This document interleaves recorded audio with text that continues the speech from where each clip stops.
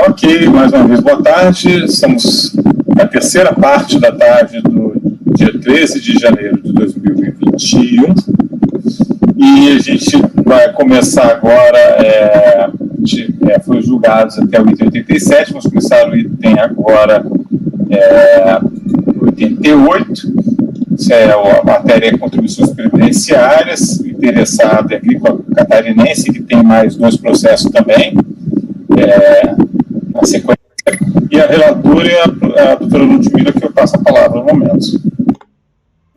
Obrigada, presidente. Como bem esclarecido, são três processos mesmo de um mesmo contribuinte, que é a agrícola. A gente pode fazer na ordem, porque no primeiro CPRB, que está sendo discutido aqui, a primeira exigência é a patronal, o segundo processo de número 89 é terceiros, e o último processo de número 90 é a multa CFL 68, que está vinculada com o desfecho das obrigações principais.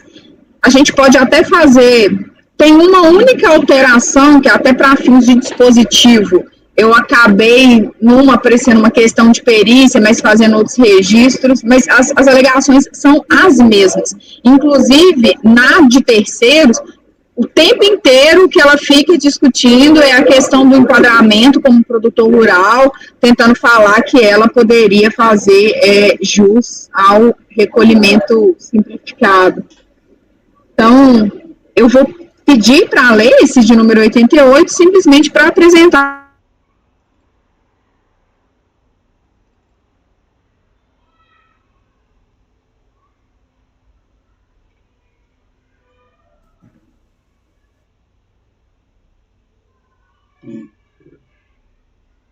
Ainda não, Ludmila.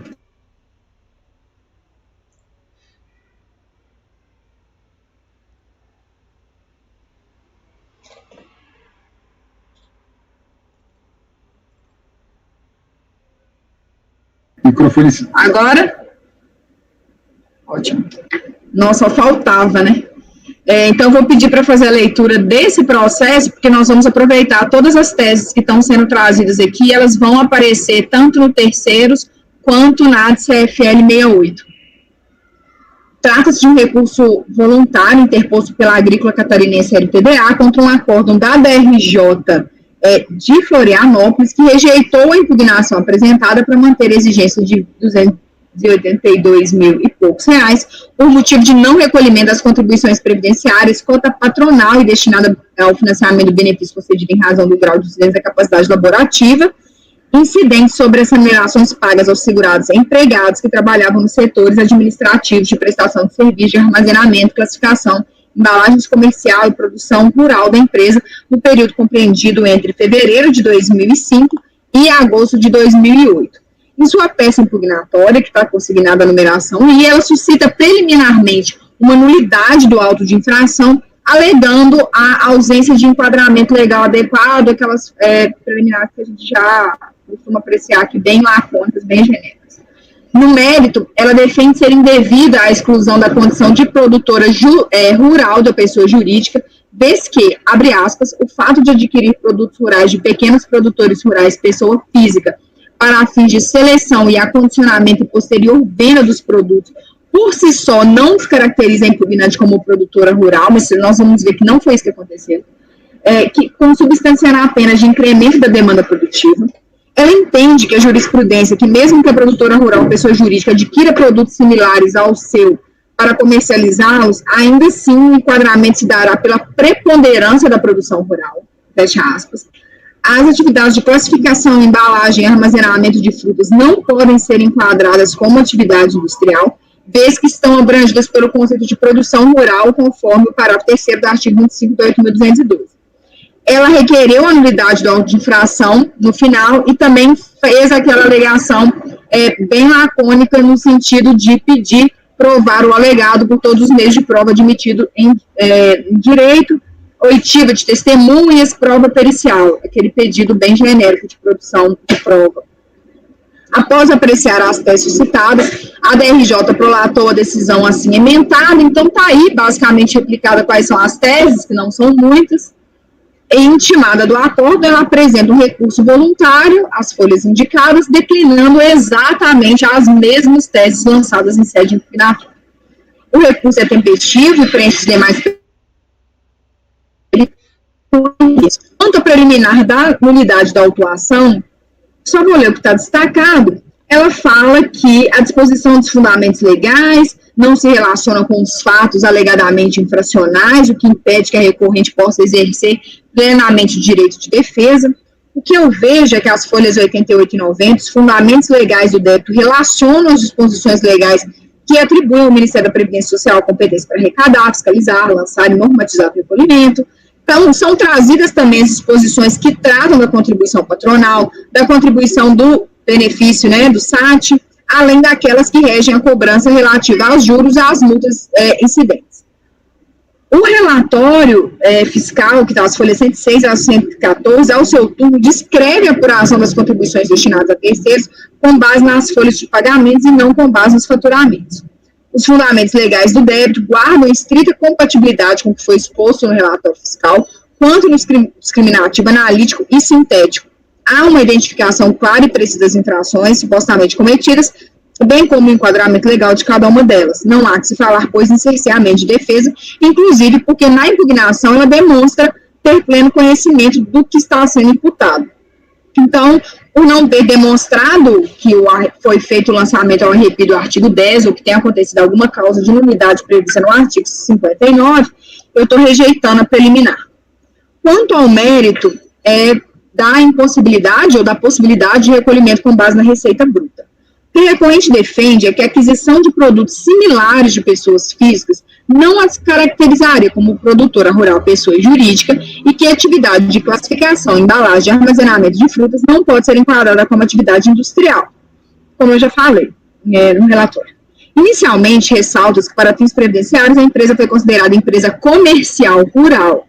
Em nenhum momento teve as suas atividades consideradas como industriais, como se observa da leitura do termo de encerramento do procedimento fiscal e também do próprio relatório fiscal, e as folhas estão indicadas aí.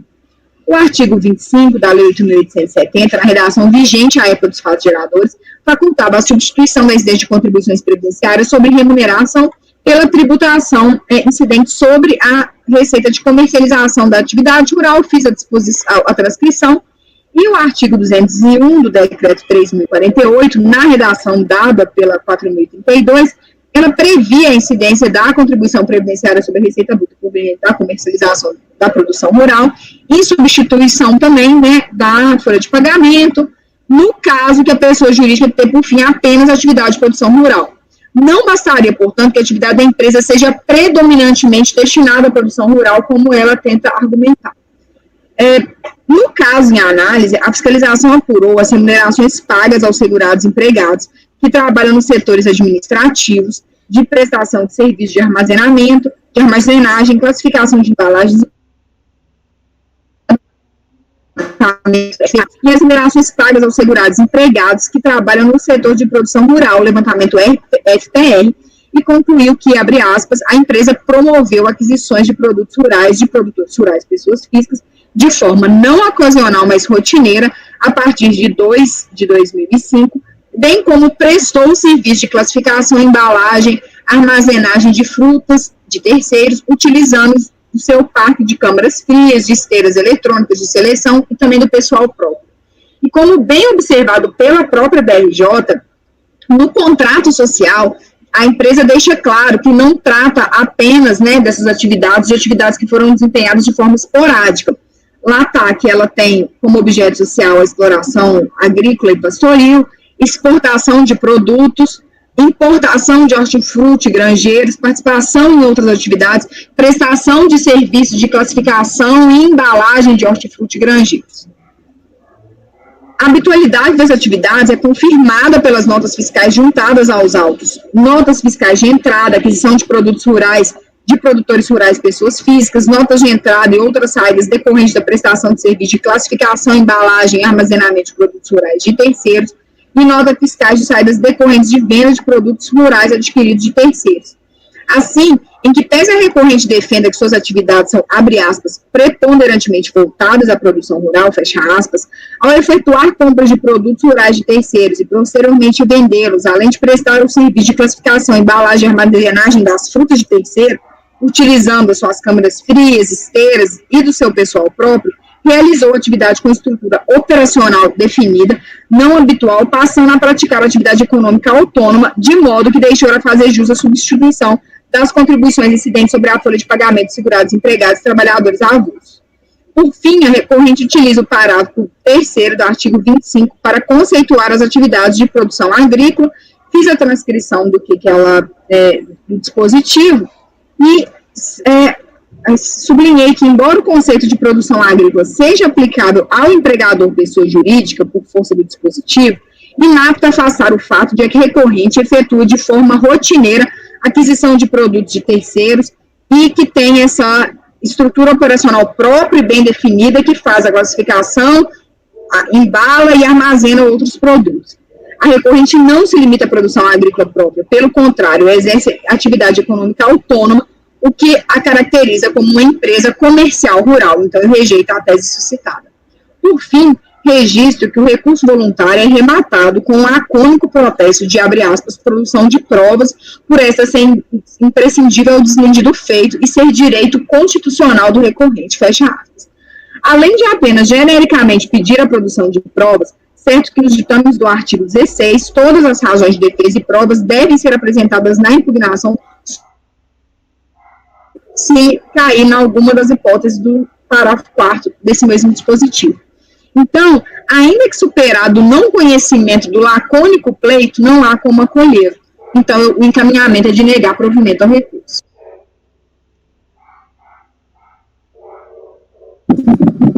Ok. Fica aberto o debate. Estou dando uma olhadinha, tá, Ludmila, que eu já voltei isso, mas tem tantos anos que você quer. Então, posso ficar dando uma olhada rápida aqui.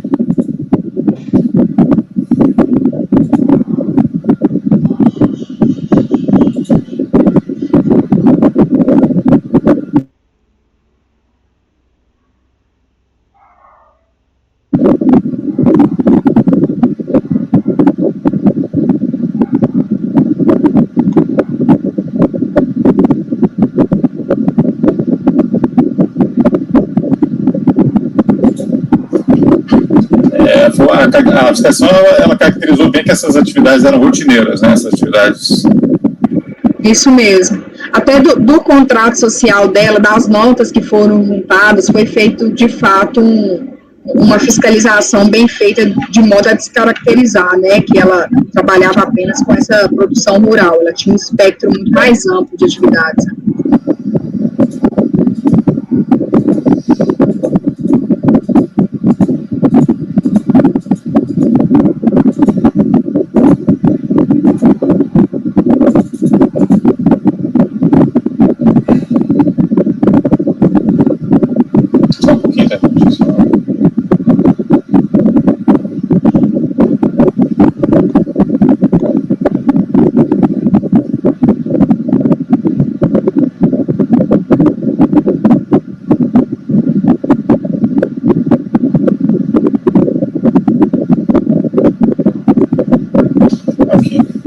Satisfeito, não sei se alguém tem alguma colocação, tema novo aí, né?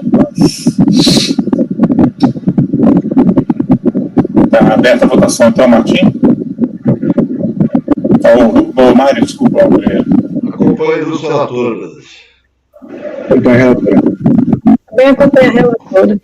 Acompanha a relatora.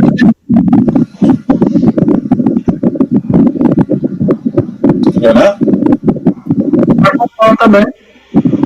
Acompanhe a relatora, presidente. Acompanhe também, ficou negado provimento ao recurso no item 88.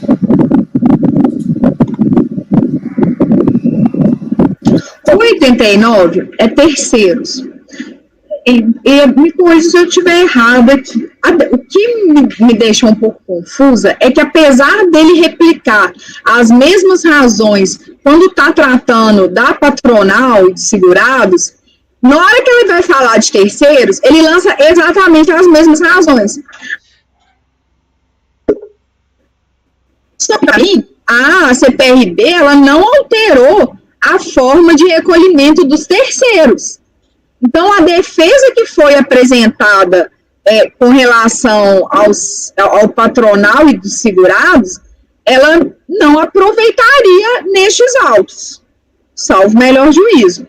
O que eu fiz foi consignar isso, que a forma de recolhimento do terceiros não sofreu alteração com a legislação da CPRB, só que, de toda sorte, todos os argumentos que ele está declinando nos autos dos terceiros foram apreciados no processo de número 88, porque é idêntico, e com relação como eu já não estava conhecendo, para mim falta interesse de agir nesse aspecto. A DRJ analisou no bolo de realmente trazer 3 processos com 3 alegações idênticas, vou replicar em todos eles o mesmo voto.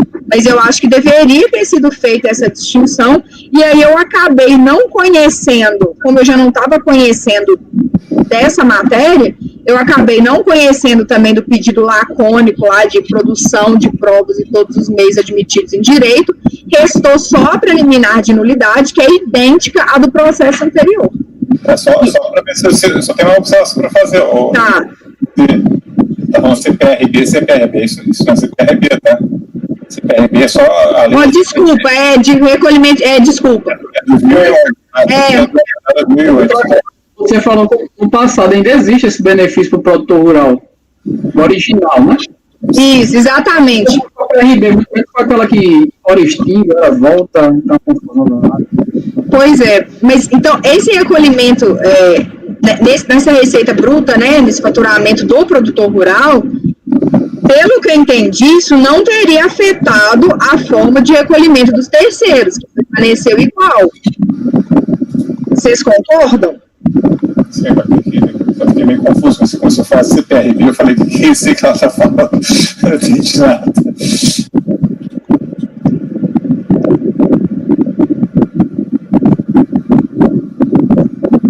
Seria interessante colocar aí na base legal mostrando que não se aplica a contribuição terceiros. Pois é, porque ela só abarca patronal e empregados.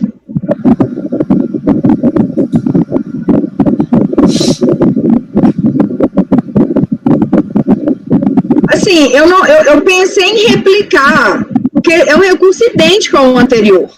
Eu só fiquei fazendo essa distinção porque me pareceu um pouco atécnico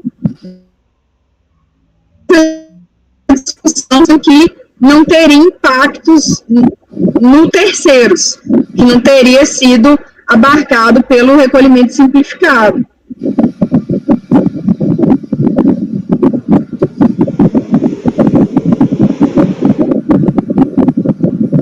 Eu não tenho certeza disso não. Faz o seguinte, Camila, vou pedir uma vista de mesa desse processo aí para dar uma olhadinha. Pode ser?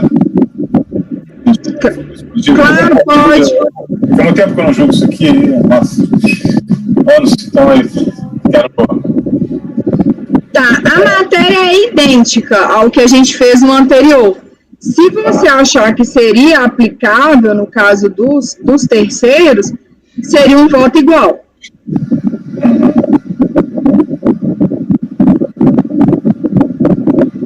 Só que no caso eu acho que não. Eu acho que eu me lembro que tinha essas comissões. Tem que olhar com calma. Então fica vistas de minhas coletivas para dar uma olhadinha. Dá uma olhadinha hoje à noite para ver se eu me lembro dessa história aqui. Então, vistas de mesa coletivas, vão dar uma olhada. E aí os outros dois, 90 e 91. E eu até coloquei errado no voto mesmo. Eu não sei que eu cismei com esse trem. Eu coloquei CPRB no voto, não é isso não, mas eu vou arrumar direitinho. Com base na folha de pagamento, eu coloquei errado.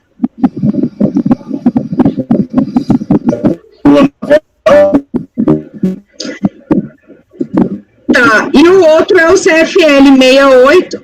Rony travou ou eu travei? Rony, né? Tá me vendo agora? Aham. sinal de internet deu aqui, ficou vermelho um instantinho, fui eu para ver.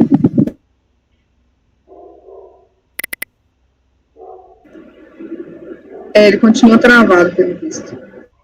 Eu estou ouvindo e vendo vocês, pode prosseguir, tá? Tá, o CFL de número 90, ele é a obrigação, né, acessória do 88. Então, como a gente já está fazendo assim, nas últimas oportunidades que nós julgamos CFL 68, o que eu estou fazendo com relação à matéria que é da obrigação principal, eu simplesmente consubstanciei que os autos da obrigação principal já foram julgados nessa mesma sessão, restando o acórdão assim emendado, que foi o número de 88 que a gente julgou, fiz a transcrição do acórdão, analisei a preliminar, que é idêntica, de nulidade, que é exatamente a mesma coisa. E aqui existem duas teses novas, porque se trata de multa, que seria ele fala que existiria uma necessidade de comprovação de dolo, o que não há nesse caso, porque salvo, né, se o artigo, né, que for determinar a penalidade, se ele colocar que precisa de um dolo, ok, agora, na ausência, você não precisa de fazer nenhuma comprovação disso, o artigo 136 do CTN, e a questão ela afirma que haveria um valor excessivo combinado. Ela pede a aplicação daquele dispositivo que fala que a portaria ministerial teria fixado alguns valores ilegais, só que aqui eu faço a explicação, né, que o decreto prevê expressamente a penalidade imposta no caso de descumprimento da obrigação, né, e ele corresponde, ou seja, ele faz a fixação do valor e menciona ainda que o artigo 287 do decreto 3.048 seria inaplicável, uma vez que trata da fixação de multa o descumprimento de obrigação acessória contido nos incisos 5 e 6. Aqui nós estamos falando do descumprimento da obrigação do inciso 4. Então, não teria como, esse valor não é excessivo, está fixado dentro das balizas legais. Então, ante o exposto... e tem uma outra coisa também que a DRJ já deu. A DRJ já deu retroatividade benigna e ele pede de novo. Então, como ele não tinha interesse recursal, eu aproveitei também para não conhecer daquele pedido lacônico de produção de provas e de perícia. Então, eu estou conhecendo parcialmente do recurso, exceto quanto ao pedido de produção de provas e da aplicação da retroatividade benigna, porque ele já ganhou isso na DRJ, e na parte conhecida eu estou negando o provimento. Ok, dúvidas?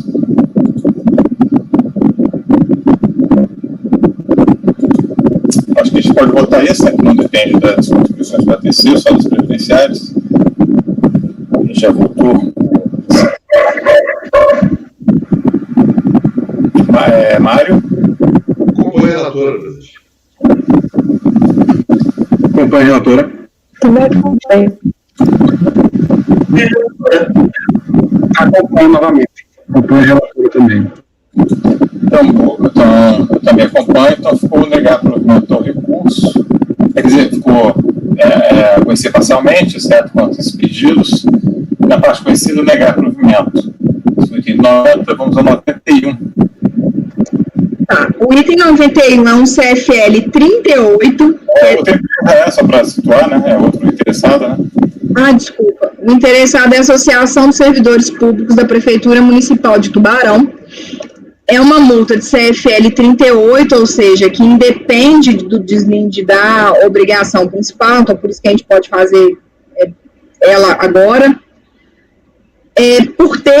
Apesar dela ter sido intimada, ela deixou de apresentar os documentos referentes à contabilidade no período de janeiro de 2004 a 12 de 2006, e também algumas notas fiscais, faturas de pagamento à Unimed Tubarão.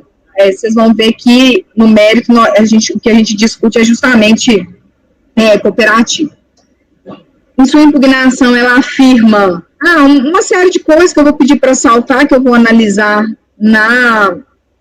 no recurso, mas basicamente que ela não tem obrigação de manter a contabilidade dela, que ela enfrentou problema com diretoria anterior, que os diretores anteriores não faziam a correta entrega dos documentos, que ela não negou apresentar os documentos, mas porque por causa da diretoria anterior ela não tinha como apresentar, porque não estava disponível na empresa, e subsidiariamente ela faz um pedido de uma fixação de uma multa no valor de R$ 636,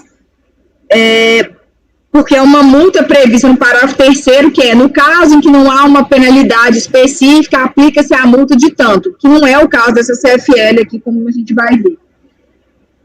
Pediu também, acostou na impugnação algumas peças, mas que não são relevantes. Quando a DRJ apreciou as razões suscitadas, ela restou o acórdão emendado dessa forma, que eu transcrevi.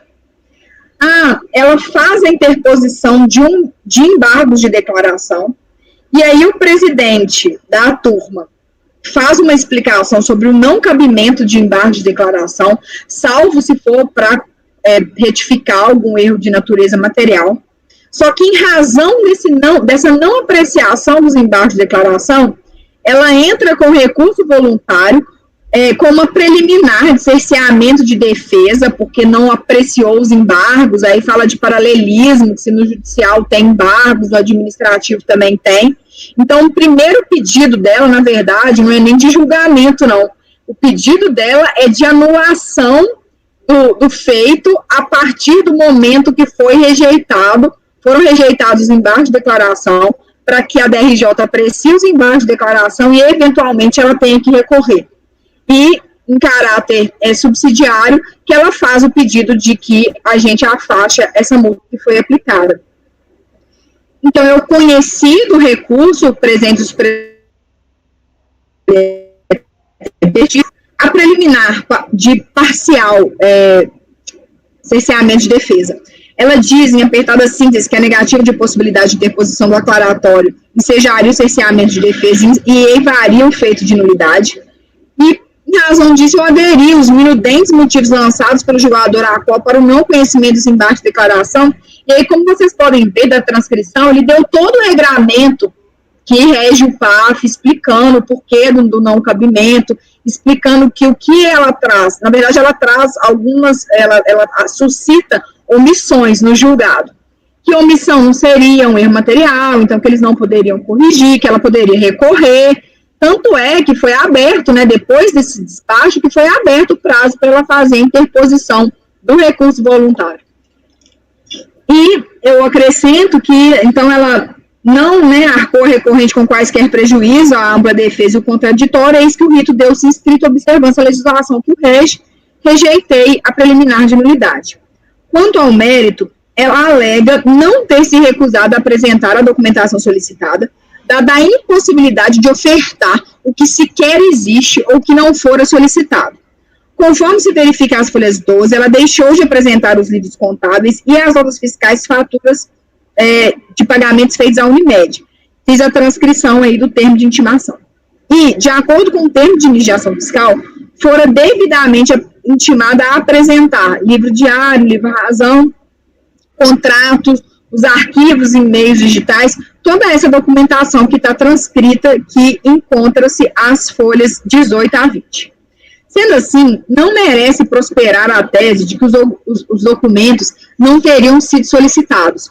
Quanto à impossibilidade de apresentação, a condição de associação civil sem fins lucrativos não tem o condão de afastar as obrigações acessórias, tal como a obrigação de lançar mensalmente em títulos próprios de sua contabilidade de forma discriminada dos fatos geradores, o montante das quantias descontadas. Assim, como as demais pessoas jurídicas, as entidades sem fins lucrativos devem manter a escrituração contábil e exibir os documentos e livros relacionados às contribuições previstas na 8.212. Conforme disposto nos parágrafos terceiros, tanto do artigo 12 quanto do artigo 15 da Lei 9.532, pessoas jurídicas sem fins lucrativos, as imunes, as isentas, são obrigadas a manter a escrituração contábil completa de suas receitas e despesas em livros revestidos das formalidades, de modo a assegurar a exatidão das informações ali lançadas. Calha registrada ainda que parágrafo 16 do artigo 225 do 3.048 apenas reforça a exigência que se sujeita a recorrente, eis que não inserida no rol daquelas dispensadas à apresentação da escrituração contábil, quais sejam, e aí estão as pessoas, né, que não precisam a isso.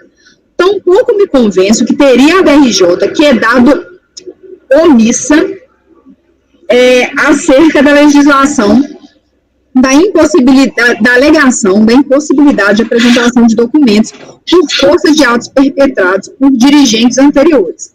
A instância de piso, ela frisa que, basicamente, o que ela coloca é que o fato, né, que a diretoria anterior não entregou os documentos, isso é inoponível à fiscalização, que isso tem que ser resolvido em outra esfera. Então, essa omissão que ele alega já foi, inclusive, abordada no acordo da DRJ. Então, estou rejeitando a tese. Quanto ainda ao pedido subsidiário, né, da redução da penalidade aplicada, é impossível acatar o pedido de redução da multa para R$ 636, por ter a infração perpetrada a multa, aquela multa fixa de R$ 12.548,77, que foi atualizada, né, em 2008 pela portaria interministerial número 77. Havendo previsão específica da penalidade para a infração, não é aplicável o parágrafo 3º, que estabelece as demais infrações a dispositivos da legislação para as quais não haja penalidade expressamente combinada, sujeito o infrator à multa de 636. E não existindo dúvida quanto à interpretação da lei tributária, tampouco se aplica o artigo 102. Por ser atividade administrativa plenamente vinculada, eu deixo de acatar o pleito. Então, o encaminhamento é de negar provimento ao recurso. Ludmila, tem uma questão aqui que, olha só, essa parte final, na verdade, o que acontece? Não é que a portaria ela é uma previsão específica. As portarias elas atualizam só os valores, né? A previsão está no regulamento de previdência do RPS. Então, assim, na verdade, eu acho que ele pegou o valor lá que tinha no RPS de 600, acho que é isso, e aí disse que é o valor original e não reajustado. Não foi isso não. Ele está querendo, na verdade, falar que ela cairia nesse parágrafo 3º, porque quando não há um valor expressamente fixado para determinada infração, o valor é 636, ou seja, quando a legislação é silente acerca do montante a ser fixado, aplica-se 636. Só que no caso dessa infração, ela já existe uma penalidade que já está com um valor determinado. E esse valor foi atualizado por essa portaria e é de hoje de 12 mil e pouco. Sim, mas tem que se colocar qual que é o... o dispositivo eu coloco, isso não tem problema não. Porque você colocou só a atualização. Uhum. Você tem que colocar aqui qual que é o dispositivo legal do CFL 38, tá? Do jeito que está aparecendo, parece que a base é só a portaria. Não é a portaria, ela atualiza, mas a base tem que ver que tem que ver com calma. Eu olho e coloco, eu tenho, com certeza, eu já tenho outros modelos que falam onde está. Essa posiçãozinha, então, por favor.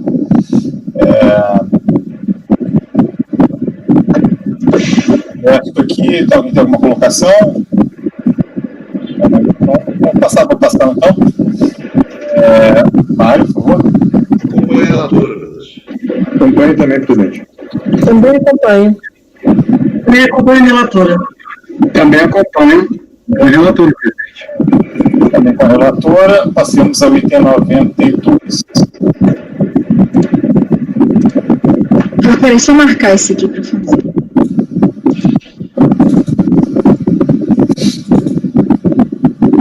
Tá. E o item 92 é aquela questão que já foi decidida pelo STF, da inconstitucionalidade, aquela tese 166, né, da contribuição previdenciária sobre valor bruto da nota fiscal do serviço prestado por cooperativa.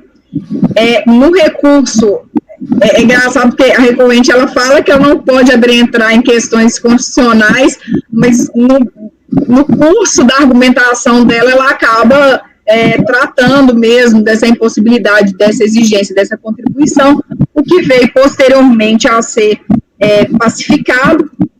Então, sem maiores delongas, né, eu apreciei a preliminar de nulidade, porque era anterior, né, que ela fala que o acórdão não analisou a questão que como ele rejeitou a questão das provas, ele teria admitido uma série de premissas que ela tira da cabeça dela, que o acórdão, em momento algum, teria se colocado de acordo. Então, eu rejeito essa preliminar, só sublinhando, né, que o indeferimento da prova pericial não ocorreu, porque ela acolheu aquelas alegações, e quanto ao mérito, o STF, né, hoje do RS 595-838, declarou a inconstitucionalidade da Previdência, da Constituição Previdenciária, artigo 22, que é exatamente o dispositivo que fundamenta a autuação hora sob fomento. Então, aplicando o regimento interno, parágrafo 2º, artigo 62, eu estou aplicando aquela decisão aqui para afastar a autuação. Então, eu estou dando provimento ao recurso. Ok. Dúvidas? Passar a votação, então. Mário. Acompanhe a relatora, professor. Acompanhe a relatora. Também acompanho. Acompanha a relatora. Acompanha a relatora. Acompanhe a relatora, presidente. Também acompanho. Então, ficou para o item 92, dar provimento ao recurso.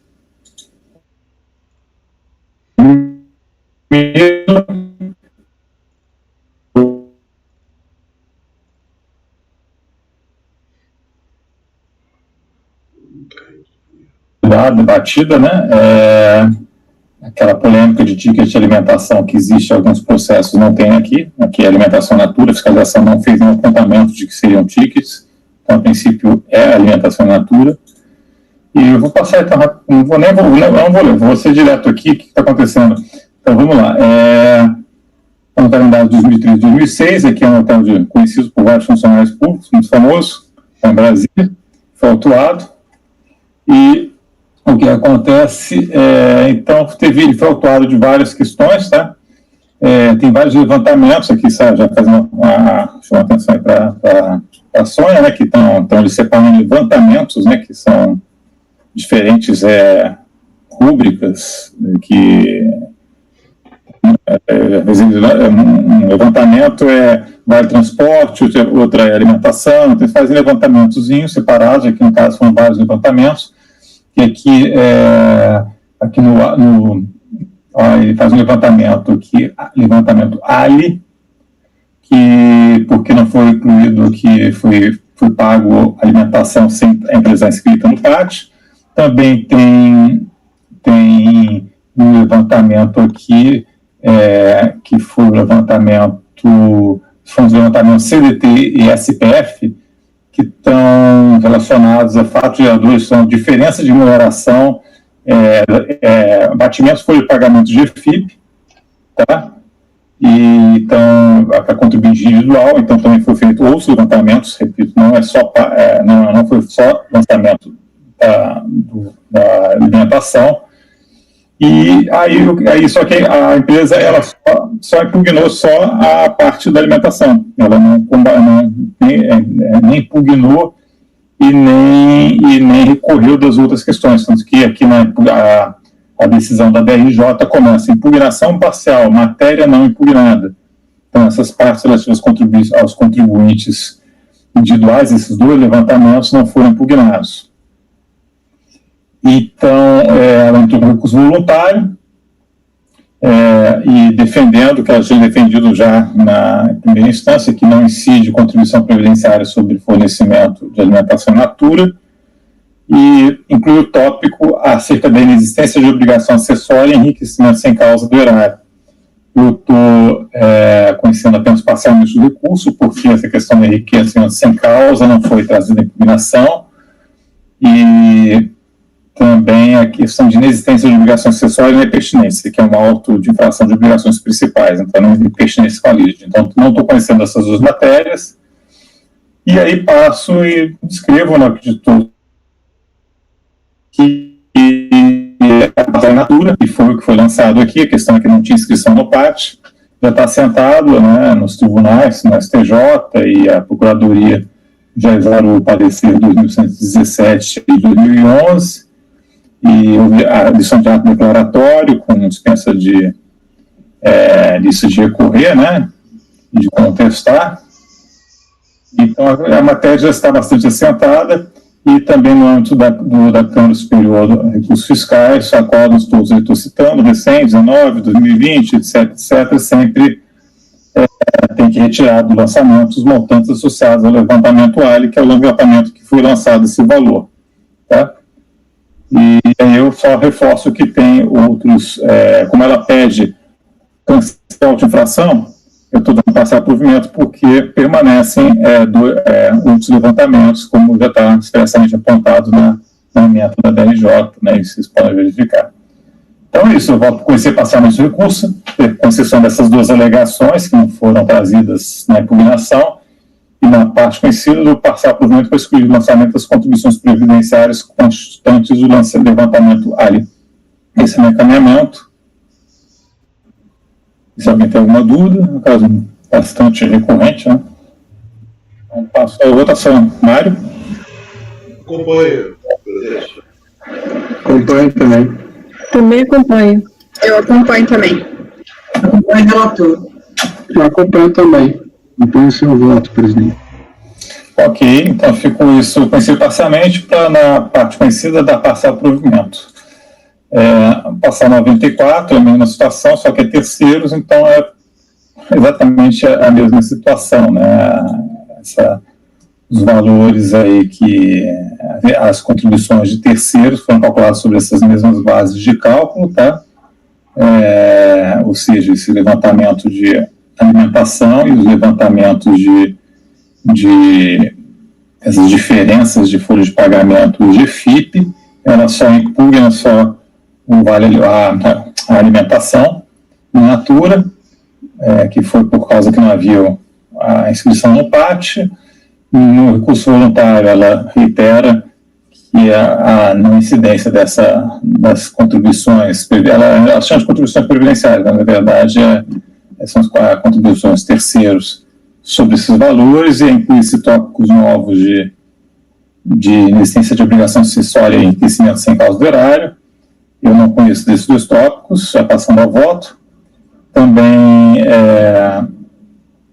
faço aqui o apontamento de que não se recolhe mais desse assunto no STJ, né? Entendimento que eu entendo aplicável também às contribuições destinadas a outras entidades e fundos, e tem os acordos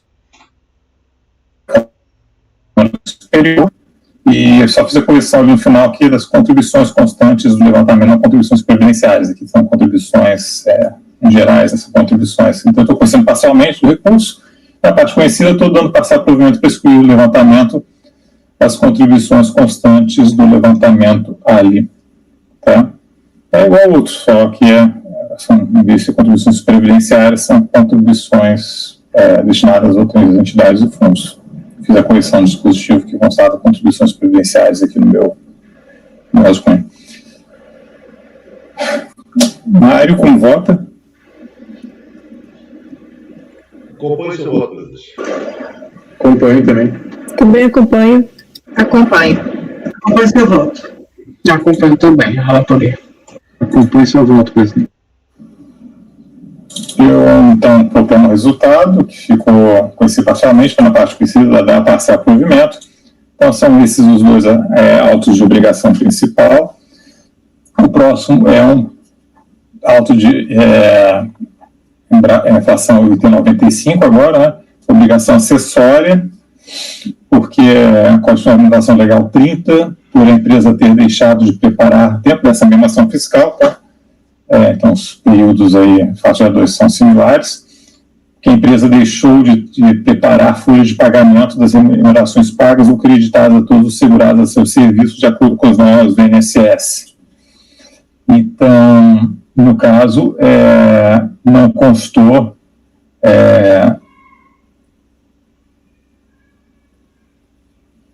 não consta na folha de pagamento e na contabilidade. Essa foi averiguado que ela, como é que foi essa inflação, ela apurou, né, que ela fornece por conta própria alimentos e refeições para aos empregados, só que não consta na folha de pagamento e na contabilidade, então foi pedido por oferição direta, com base na remuneração paga, né, mas assim, então não tem esses lançamentos nas folhas de pagamento, nem em meio papel, nem em arquivo digital, de valores que fazem parte das contribuições previdenciárias. E não só a parte de alimentação, como também, novamente, temos aqui um lançamento de contribuição a contribuinte, contribuição previdenciária, que a diferença, folha de pagamento de FIP, né, relativa a contribuinte individual. Então, que também é um outro levantamento. Então, foi a alimentação e aqueles de diferença de folha de pagamento contribuinte individual. E aí, o que aconteceu, na verdade, a empresa, ela só reprisou as argumentações, né, com relação de que a alimentação in natura não incide, e pediu anulação dos autos de infração, mas não verteu nenhuma argumentação específica quanto os outros levantamentos. Então, de novo, o recurso voluntário também foi na mesma linha, tá? Tudo igual, os recursos voluntários foram bem parecidos, praticamente iguais, das obrigações acessórias, porque ele reprisa nas obrigações acessórias as aduções das obrigações principais, que é recorrente, né? Então, de maneira igual, eu não estou conhecendo daquelas argumentações de obrigação acessória, que só vou ver se checar aqui. Ele tinha recurso voluntário também. Então, não estou conhecendo essas alegações de inexistência de obrigação acessória e conhecimento de. Acho que inexistência de obrigação acessória, uma vez que não foi trazida a discussão do momento adequado, tá? Eu acho que isso é inexistência de obrigação acessória, vou ter que modificar. Vamos ver aqui. Tinha considerado ações. Só uma pausazinha rapidinho que eu vou ver aqui o que ele está colocando. Que essa obrigação acessória, aqui nós estamos no áudio de obrigação acessória, então. Eu acho que não.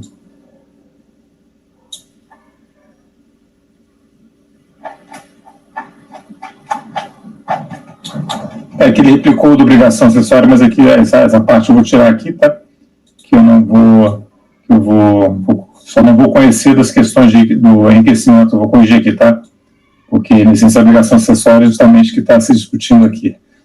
Falha minha. Eu vou corrigir, tá? Então não vou conhecer do enriquecimento sem causa do horário, que também foi alegado só em recurso voluntário. E aí, como ele se cija a levantar essas questões de inexistência de cobrança de contribuições sobre o PAT, aí eu transcrevo o que foi decidido nos processos de obrigação principal e faço até a remissão. Foi a conclusão de que realmente do julgamento dos dois outros processos que a gente acabou de ver foi essa, só que então eu coloco que realmente essa obrigação referente a esse levantamento não prospera, mas ainda subsiste a obrigação acessória devido ao levantamento lá referente aí à questão do contribuinte individual. Então, e como essa multa ela é aplicada, ela foi lavada em valor mínimo, então basta um descumprimento que ela já incide, tá? É como se fosse uma multa, ela não depende. Então, ainda que se reconheça que isso aí, tem parte da obrigação principal não remanesce, a parte que ficou já é o suficiente para o cumprimento da incidir a multa no valor mínimo. Então, eu estou conhecendo em parte, né, e essa parte da obrigação acessória que foi o dispositivo, não conhecendo da questão de licença em caso do horário, e na parte conhecida, encaminho por provimento. Alguém ficou com uma dúvida? Rony, Oi, pode falar? eu estou com a dúvida aqui, o seguinte, o que ele está apontando aí nesse relatório, item 4 e 5, que você destacou, me parece que são duas irregularidades distintas, né? Uma é a falta de escrituração em folha de pagamento e a outra em contabilidade. E essa multa aí, que está sendo aplicada, é por falta de inclusão em folha de pagamento, não? É essa específica? Deixado de preparar em folha de pagamento.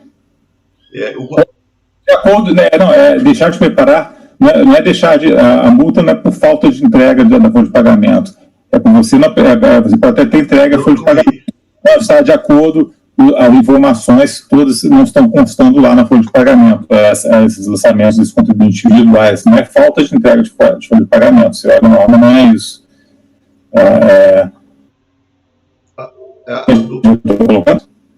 A dúvida minha é a seguinte: primeiro, ele teria que incluir em folha de pagamento esse pagamento de alimentação in natura, incluiria isso em folha de pagamento? Esse você está afastando, né? Sim, está afastando. Tá, mas e o outro é contribuinte individual, também entraria em folha de pagamento? Sim. Contribuinte individual? Eu acho que essa multa seria contabilidade, seria aquela outra atuação lá por falta de contabilidade. Tá. Tem um pouco no relatório fiscal, né? Isso, porque ele coloca assim, folha de pagamento ou contabilidade. A alimentação não consta nem na folha de pagamento, nem na contabilidade, né? Isso. E aí, mais adiante... A alimentação não entraria porque é in natura, né? Olha, o lançamento exato eu acho que o fato de ser in natura, mas in natura, mas deve ter um valor econômico que ele é lançado, né? Mas você não está afastando aí? Com valor pecuniário, mas só que não com pagamento em dinheiro, né? Vai entrar com um valor de cesta básico, alimentação. Mas como contabiliza fornecimento in natura, por exemplo, refeição no refeitório da empresa, alimentação in natura. Como é que a empresa contabiliza esse fornecimento? Ela tem uma despesa. Uma coisa é contabilizar, outra coisa é a folha de pagamentos, propriamente, se entrar. Mas aqui não teve nem... Bom, aí é a questão do relatório fiscal, né? Mas aí, tipo assim, não está na folha de pagamento, mas não está na contabilidade, então, por um ou por outro motivo... Mas são duas multas. Eu entendi a tua colocação. Você acha que seria uma infringência a não colocar na contabilidade, mas não de pagamento? Você tem outra atuação, inclusive, não? Oi? Não tem o outro alto aí da contabilidade? Tem também na contabilidade. Isso. Sim, realmente eu não toquei nesse aspecto, até porque realmente eu não tenho certeza como é que funciona, como se lança na folha de pagamento, a alimentação in natura. A alimentação in natura, de qualquer maneira, eu estou excluindo, né? Não seria o caso que você está excluindo, eu acho que mas aí em relação como está sendo mantido por força do lançamento de contribuição individual, a gente teria ser o caso da contribuinte individual. Mas o individual não entra na folha, porque ele é contribuinte individual. Pois é, deixa eu ver aqui. A gente não alega nada disso. Também realmente teria de ver como é que lança exatamente na contabilidade, que a autuação foi em função disso. O contribuinte não está alegando esses pontos, não está, o Mário. Ele está só fazendo essas alegações, na verdade, ele nem se insurgiu contra esse ponto do contribuinte individual. Isso é matéria que não está na lide, tá? Só para te colocar. Então, ele tem aquela... Teria de ver aqui que a gente pode pedir vistas, então, realmente aqui, porque ele faz uma alegação genérica. Na verdade, ele faz o item 4 aí que você reproduziu? Assim, vamos no recurso dele. Ó. O recurso dele é bem genérico, assim, não está muito claro assim, o que ele está colocando. Item 4 do relatório fiscal, tá? Ele descreve de forma pormenorizada os levantamentos. A ALI, né, as remunerações pagas devidas ou creditadas aos segurados empregados, auxílio alimentação, e a contribuição individual, o serviço prestado por pessoa física. São dois levantamentos distintos, né? Sim. O SPF é o serviço prestado por pessoa física, que é da conta contábil e tal, e que não foram lançadas nas folhas de pagamento apresentadas tanto em meio papel quanto em arquivo digital, e não foram consideradas. Bom, o entendimento é que, como é contribuinte individual, dentro de pagamento seria uma infração lançar nesse levantamento, é isso? Eu acredito que sim. Afastando o auxílio alimentação in natura, porque para mim ele lançou essa e lançou da contabilidade, só que ele fez um relatório fiscal mais genérico, né, vamos dizer assim. Eu não sei, só acho, não sei se seria o caso de conhecimento de ofício, se o contribuinte não está alegando nada disso. Não alegou isso? Era essa a minha pergunta. O contribuinte não alegou isso. Não está alegando nada disso. Então não tem como a gente reconhecer de ofício. Matéria de interesse particular, ele teria que alegar isso. Ele não alegou, não tem como conhecer isso. Está questionando o ponto do auto-infração que nem ele mesmo, na verdade o contribuinte não entendeu muito bem, né, que a peça dele é genérica. E teria de ter certeza realmente em relação a essa questão do contribuinte individual, como é que entraria, fazer contabilização, a regra contábil para o lançamento da contabilidade do contribuinte individual, desses valores tem que ser lançados assim, assado, aí tem de envolver toda uma argumentação, né, Mário? Não, é porque eu fiquei na dúvida aqui, esse outro lançamento, o SPF, tem recurso dele? Não tem. Ele não recorreu do SPF? Não recorreu do SPF. Só recorreu do auxílio alimentação? Exatamente. O recurso voluntário dele é igual, você lembra no recurso das obrigações principais, ele só recorria da parcela referente à alimentação, entendeu? E os seus lançamentos, esse aqui ele simplesmente pegou o mesmo documento, o mesmo recurso e colocou aqui, entendeu? Então ele não faz uma argumentação específica em relação às obrigações acessórias, a argumentação é genérica. Estou dizendo lá no principal, ele teve alguma fala sobre esse SPF também? Não, né? A matéria não é impugnada.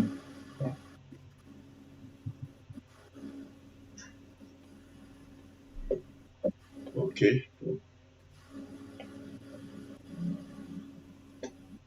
Congelou o Rony? Não, eu estou aqui. Não, acho que podemos colocar então a votação, já que ele não está contestando nada, né? Então, pode começar. Você primeiro vai votar. Eu acompanho o relator, presidente. Acompanho o relator, presidente. Presidente é o relator. Martim? Acompanho. Acompanho também. Também. Acompanho o relator. Acompanho a relatoria, presidente, é sua. Acompanho o ilustre presidente. Então ficou isso, né? 95, para tomar o resultado, fechei aqui. Como ficou mantido o valor da multa, então ficou negar provimento. 96 agora. Temos aqui, novamente, aqui já é o CFL 34, deixar de lançar mensalmente em títulos próprios da contabilidade, de forma discriminada, os fatos geradores de todas as contribuições, né? Pode ter sido a situação que o Mário se referiu, talvez fosse só esse, não outro, em relação ao contribuinte individual, mas, enfim, foram lançados todos. Eu acho até que esses lançamentos eram meio automáticos, assim, preenchiam lá meio tipo um formulário e saía, era o sistema deles era o Safis, não era o Safis, era o Safira da fiscalização fazendária, agora o sistema deles, você acha que era Safis, eu não sei como é que era. eles faziam tudo via sistema, né, os lançamentos dele. Enfim, da análise da documentação, a inflação foi escrita aqui, né, no relatório fiscal. Houve pagamentos assegurados contribuintes individuais, sócios gerentes, porém a grande maioria dos valores não foi lançada na conta contábil Prolabore. E não lançou separadamente Prolabore, jogou junto com a remuneração dos empregados na conta salários. Tá? E, além disso, teve a questão toda também teve a questão dos valores de alimentação que também não foram lançados nos corpos. Então, aqui teve Prolabore lançado no lugar errado e alimentação lançado no lugar errado. Aí, novamente, o contribuinte só se defende da alimentação, tá? O raciocínio é o mesmo, só vou tirar essa parte aqui da licença de obrigação acessória, eu não estou conhecendo as alegações relativas ao erário, então, conhecimento parcial.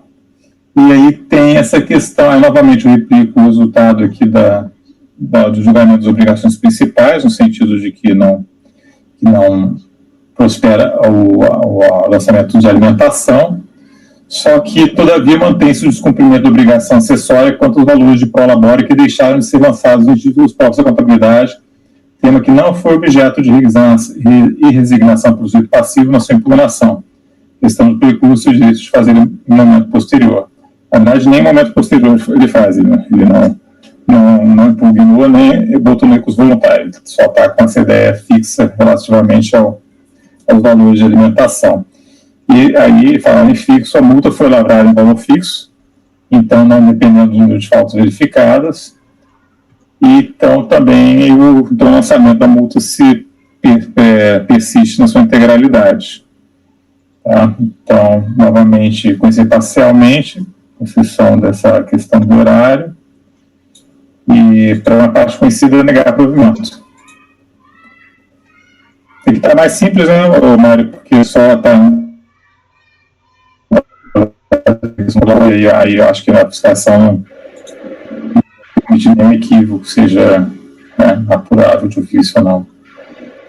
Então, se não tiver nenhuma questão, passa a votação, Mário. Acompanhe seu voto, presidente. Acompanho também. Também acompanho. Eu também acompanho. Acompanhe seu voto. Acompanhe seu voto. Acompanho seu voto, presidente. Ok, então ficou conhecido parcial, para a parte conhecida negar provimento. Aqui, para finalizar o dia de hoje, já adiantado da hora, vamos aqui a nossa CCFL 59, tá? Uma obrigação acessória com essa código de fundamentação legal, porque a empresa teria deixado de arrecadar a previsão normativa e deixar de arrecadar, mediante desconto, as contribuições dos segurados empregados e contribuintes ao seu serviço. No caso, o relatório fiscal descreve a atuação disse que ela deixou de arrecadar valores referentes à parte de alimentação, né, e também em relação ao valor pago ao contribuinte individual.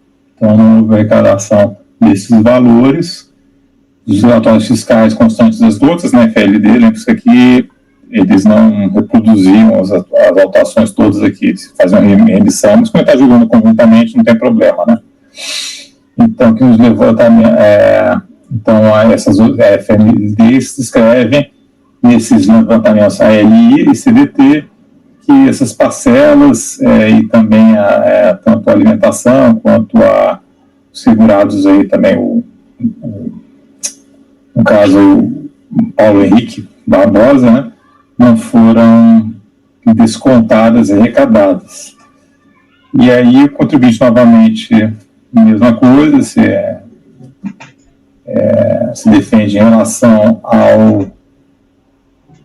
à questão da alimentação natura, então na prática está igual ao outro, né? Eu só não conheço a questão do requisito sem causa do erário, digo que foi afastado a questão da alimentação in natura, só que mantém-se o descumprimento da obrigação acessória no que concerne os valores de levantamentos CDT e SPF que não foram objeto de resignação pelos de passivo na impugnação, questão do percurso de fazer o momento posterior. Então, esses levantamentos de contribuinte geral também se mantiveram, e a multa novamente foi lavrada em valor fixo, então, mantendo-se parte, a multa se mantém na sua integralidade, e mesma coisa, pode conhecer parcialmente no recurso, na parte conhecida, negar-lhe provimento. Esse é o voto.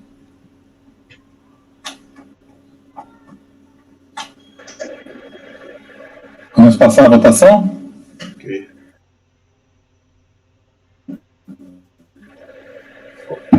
Acompanhe seu voto, presidente. Acompanho também, presidente. Também acompanho. Eu também acompanho. Acompanhe seu voto. Acompanhe seu voto. Acompanho seu voto, presidente. Ok, então fica proclamado o resultado de conhecimento parcial, né, e na parte conhecida negar provimento. Nesse momento eu peço que os colegas encerrem a gravação. Está encerrada a sessão do dia 13 de janeiro de 2021.